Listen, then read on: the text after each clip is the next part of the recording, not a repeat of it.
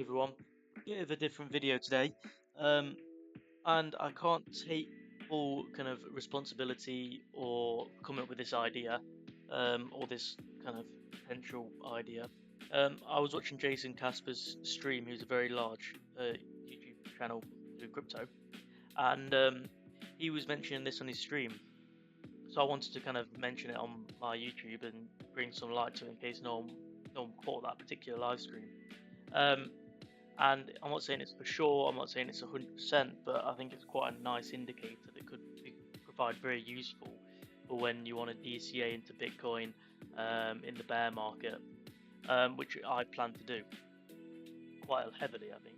So first one is a bit of an anomaly, but the others are all very pretty damn close. So as you can see here, this is the very first bull market in 2011, which is mental to think you could pick it up for less than $1, and then 32 times nearly, which is crazy in itself. But what I've done is I've pulled this fib from pretty much zero to the all-time high back in 2011, and the golden pocket lands here. Too much about the golden pocket. I'm focused more on the 786 here, so you can see it's below the 786, which is normally where it bounces in a bear market, but I'll show you that later on. So you can see here we dropped below the 786, but even if you DCA in this particular area, ignore the fact that this is my break block, but you DCA into this area, very good reward for doing that. And if you do something similar here, pull the fib from the bear market low to the bull market high, you dip into the 786, and then we never even saw the 786 hit again, but this would dip into here, pump straight out. Even if you went in this first one, yes, you'd go down a little bit, but that would still be a perfect entry ready for the bull market. Right, next bull market, we pull it from the bear market low to this bull market high, still mental 1,200, and we do dip below a little bit here, but we still give it a good entry where you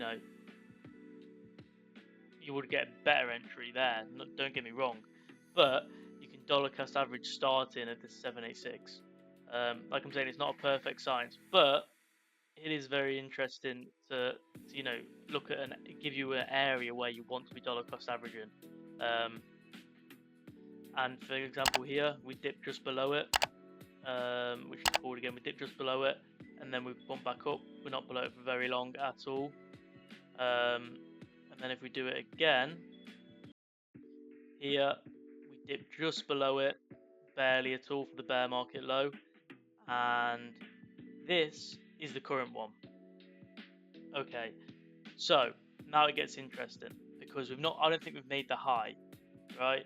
I don't think we made the high, so I'm thinking maybe 120, 130, whatever it is. Okay,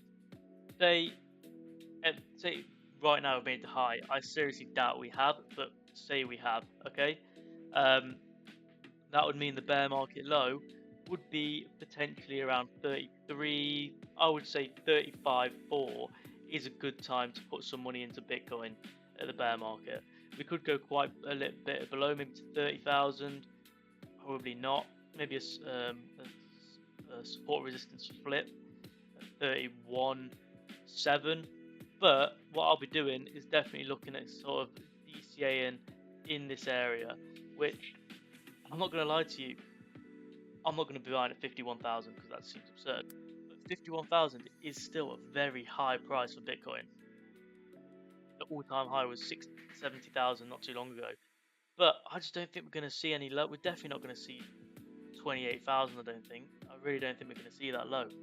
And what I've just explained to you then is quite a big reason why. We've got very heavy institutional buy-in. We've got all the ETFs, all the blah blah blah blah. We've got all these things, which I think is going to stop the price from going low. And I know that's not what many people want to hear, and I don't want to hear it either. I want price to go a lot lower so I can buy more. But I'm going to start DCAing around 35.5, maybe even. Well, as soon as it breaks 40, I'll probably start DCAing into it. Try and get as much Bitcoin as possible, as this is the area that I think will be the bear market low. and history says every bear market that we've done is around the 786 pull.